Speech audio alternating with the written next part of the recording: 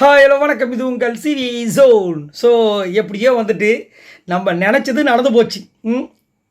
அந்த பொண்ணு பாட்டுக்கு சிவனேன்னு இருந்துச்சு. அந்த பொண்ணு மனசில் இப்படி வந்து ஒரு நஞ்சை வதச்சிட்டியப்பா அருண், இப்படி குத்தம் பண்ணிட்டியப்பா, குத்தம் பண்ணிட்டியே சாமி குத்தம் ஆகிடுச்சுப்பான்ற மாதிரி இருக்குது. அவங்க பாட்டுக்கு சிவனேன்னு இருந்தாங்க. இந்த வாரம் வந்து ஸ்கூல் டாஸ்க் வராமல் இருந்தால் அவங்க பாட்டுக்கு இந்த வாரம் இல்லை அடுத்த வாரம் போயிருப்பாங்க. அதை விட்டுட்டு பிக் பாஸ் வந்துட்டு ஒரு ஸ்கூல் டாஸ்க்குன்னு ஒன்று கொடுத்து அதில் இவங்களுக்கு பிரின்சிபலு, ஆரோனுக்கு வைஸ் பிரின்சிபலு, இதில் வேறு இவங்க 2 பேருக்கு ஒரு இது வேறு கேரக்டர் வேறு. அவங்க வந்துட்டு ஆல்ரெடி மேரேஜ் ஆனவங்க. யார்? அருணை. அவங்க பிரின்சிபல் ரொம்ப ஸ்ட்ரிக்ட்டு. அவங்க வந்து ஏற்றுக்க மாட்டேன்னு சொல்கிற ஒரு கேரக்டர். இவர் ப்ரப்போஸ் பண்ணுற கேரக்டர். எப்படியாவது அவங்கள வந்துட்டு ப்ரப்போஸ் பண்ணி திரும்ப வந்து ஜாயிண்ட் ஆகணும் அப்படின்ட்டு. இப்படியா கொடுப்பீங்க? அதுவும் அருண் பண்ணுற அக்கப்போருக்கு பாருங்கள், இந்த வாரம் முழுக்க அநியாயம். நிறைய பேர் வந்து அப்படி ரசிக்கிறாங்க அருண் பண்ணுற விஷயங்களை.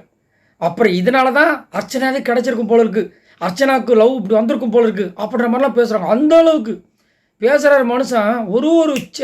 ஒரு சான்ஸ்லையும் யூஸ் பண்ணுறாரு. மழை வந்தால் பக்கத்தில் இவங்க வருஷம் நின்றுட்டு இருந்தாங்கன்னா அங்கே ஒரு டைலாக் போட்டு தாக்குறாரு. அதுக்கப்புறம் தனியாக உட்காரும்போது தாக்குறாரு. நிறைய ட்ரெண்ட் பண்ணிகிட்டே இருந்தாங்க. இந்த வாரம் முழுக்க ட்ரெண்ட் பண்ணிட்டே இருந்தாங்க. நிறைய பெண்களே வந்துட்டு அருணை புகழ்ந்து சொல்கிறாங்க, சூப்பராக பேசுகிறாருன்னு. அப்படின்னும் போது டைரெக்டாக இவர் பேசுகிறத கேட்குற வருஷனுக்கு எப்படி இருக்கும்? நிறைய நேரங்கள் வெக்கப்படும் போது இவங்க நடிக்கிறாங்க நினச்சேன். அதெல்லாம் நடிப்பு இல்லைன்றது இப்போ தான் தெரியுது. இப்போ லைவ் பார்க்கும்போது ஒரு இடத்துல வந்துட்டு வர்ஷினி வந்து இவங்க ஜெஃப்ரி கிட்ட சொல்கிறாங்க, எனக்கு க்ரஷ் வந்துருச்சுன்னு. இவர் ஷாக்காக வரும். என்ன க்ரஷ்ஷா? யார் மேலேன்னு? அருண் மேலே. இந்த ஸ்கூல் டாஸ்க் வந்துச்சுல அதில். ஏம்மா அவருக்கு ஆல்ரெடி ஆள் இருக்குமா தெரியுமா வெளியே? இல்லை என் மனசில் இருக்கிறது உங்களை சொல்கிறேன், எனக்கு தெரியும், மற்றபடி எந்த இன்டென்ஷன் இல்லை, நீ பதறாத அப்படின்ட்டாங்க. எனக்கு ரொம்ப மனசு கஷ்டமாயிடுச்சு. அட கடவுளே, நான் ஆனால் நினச்சேன் இது மாதிரி நடக்கும். எப்படின்னா ஒரு டைலாக் ஒன்று இருக்கும், சில ஆண்களை பார்த்தா பிடிக்காது, பார்க்க தான் பிடிக்கணும். அதேமாதிரி ஒரு டைலாக், ஒரு சூப்பர் டைலாக், அந்த ஒரு பொண்ணு சொல்லுவாங்க, இப்படின்ட்டு பண்ணுறதுக்குள்ளே பசங்க கவுத்துருவாங்க அப்படின்னு ஒரு டைலாக் வர்றது ஏதோ ஒரு படத்தில் வரும். அது எந்த படம்னு தெரிஞ்சால் சொல்லுங்கள். அது மாதிரி இவர் பேசியே அது ஆக்சுவலாக அது ஒரு ஸ்கிரிப்டு.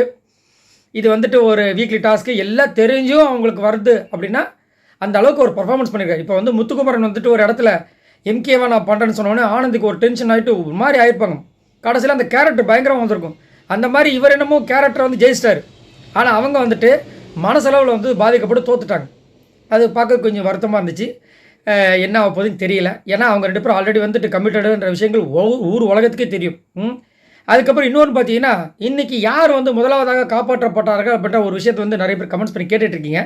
அதுக்கு ஒரு இது வந்திருக்கு. இப்போ தான் வந்து சாட்டர்டே எபிசோடு அந்த ஷூட்டிங் வந்து ஓவர் ஆகிருக்கு. அதில் வந்துட்டு யாரையுமே வழக்கம் போல் வந்துட்டு ஃபஸ்ட்டாக சேவ் பண்ணவே இல்லை அப்படின்றத இங்கே ஒரு அப்டேட்டாக வந்திருக்கு. ஏன் இப்படி பண்ணுறீங்க? அதேமாதிரி மக்கள் வந்து ஓட்டு போடுறாங்கல்ல, எவ்வளோ கஷ்டப்பட்டு தனக்கு பிடித்தவர்களுக்கு அதிகமான ஓட்டும், தனக்கு பிடிக்காதவர்களுக்கு ஓட்டே போடாமல், அப்போ தான் அங்கே தெரியும், ஓ இவங்களுக்கு இவ்வளோ ஃபேன்ஸ் இருக்காங்க, அவங்களுக்கு அவ்வளோ ஃபேன்ஸ் இருக்காங்க. இப்போ ஒரு சில பேருக்கு நாசுக்காக இவர் சொல்கிறாரு, ஓ விஜய் விஷால் உங்களுக்கு இவ்வளோ சப்போர்ட்டர்ஸ் இருக்காங்களா, சௌந்தர்யா நீங்கள் என்ன வந்துட்டு கட்சி ஆரம்பிக்க போகிறீங்களா அப்படிலாம் சொல்லி இவங்களுக்கு இருக்கிற அந்த மாஸ் வரவேற்பு அங்கே சொல்லிட்டார். அப்போ அதுலேருந்து தெரியுது அவங்களுக்கு மக்கள்கிட்ட வரவேற்பு இருக்குன்ட்டு. மற்றவங்களுக்கு இருக்கிற விஷயங்கள் எப்படி தெரியும்? அது நீங்கள் அந்த சேவ் பண்ணுற ஆர்டரில் தான் தெரியும். ஃபஸ்ட்டாக இவரை சேவ் பண்ணும்போது ஓ இவ்வளோ இது இருக்குது, மக்கள் சப்போர்ட் இருக்குது. ரெண்டாவது இவரை சேவ் பண்ணும்போது மக்கள் சப்போர்ட் இவ்வளோ இருக்குது அப்படின்னு தெரியும். அதை விட்டுட்டு நீங்கள் இப்படி பண்ணிங்கன்னா இது ஒரு வகையில் நல்ல விஷயமா இருந்தாலும் அவங்களுக்கு தெரியாமல் போயிடும். அப்போ யாருக்குமே நீங்கள் செய்யவும் கூடாது. ஒரு சில பேருக்கு இப்போ விஷாலுக்கு சௌந்தர்யாக்கெல்லாம் அதை காமிச்சிட்டு மற்றவங்களுக்கு காமிக்கல, இது ஓர வஞ்சனை தானே. ஸோ அதை பண்ணக்கூடாது. இந்த வாட்டியாவது சேவிங் ஆர்டரை கரெக்டாக பண்ணுறாங்களான்றதை நம்ம பொறுத்திருந்து பார்க்கணும். இதில் என்ன கொடுமைனா, கண்ணாமலன்னு பண்ணட்டும், ஆனால் லாஸ்ட்டாக ஓட்டே இல்லாதவங்களாம் ஃபஸ்ட்டாக சேவ் பண்ணுறாங்க பாருங்க. அப்போ தான் ரொம்ப கொடுமையாக இருக்குது. சரி, நீங்கள் உங்களோட கருத்தை சொல்லுங்கள். இந்த வருஷனி வந்து க்ரஷ்ஷு அப்படின்ட்டு அருண்ல சொன்னதை பற்றி என்ன நினைக்கிறீங்க? பட் இதை வந்து அருண்கிட்ட வந்துட்டு நம்ம ஜெஃப்ரி சொல்லும்போது அவர் எப்படி ரியாக்ட் பண்ண போகிறேன்னு தெரியல. அதேமாதிரி இந்த சேவிங் ஆர்டர் வந்துட்டு ரொம்ப ஒஸ்ட்டாக போயிட்டு இருக்கு இந்த சீசன் 8 பொறுத்த வரைக்கும். அதை பற்றி என்ன நினைக்கிறீங்க? மறக்காமல் கமெண்ட்ஸ் பண்ணுங்கள். பாய் நண்பர்களே.